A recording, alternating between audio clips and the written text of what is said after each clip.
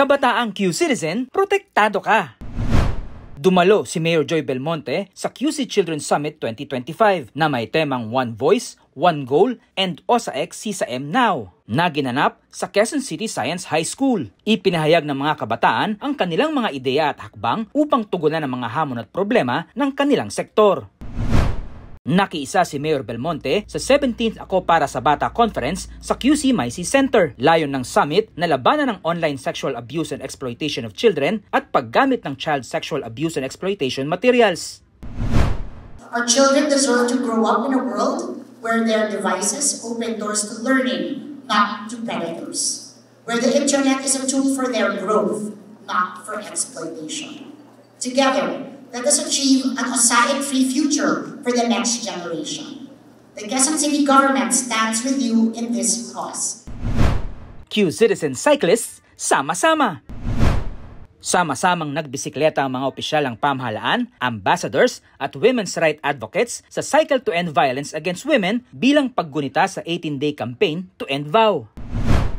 Naging matagumpay ang National Bike Day na idinaos sa QC. Sa loob ng 3 araw, itinampok ang iba-ibang aktibidad para sa mga Q-Citizen. Sa huling araw ng selebrasyon, isinagawa ang makasaysayang QC Bike Trail.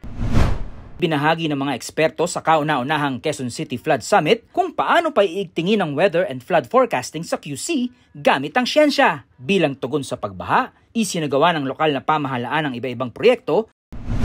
Congratulations, filmmakers! Nakiisa si Mayor Belmonte kasama ang ibang kawani ng Lungsod Quezon sa awarding ceremony ng Q Cinema International Film Festival. Nakatanggap ang mga nagwagi ng trophy habang ang ilan ay may kasamang cash prizes.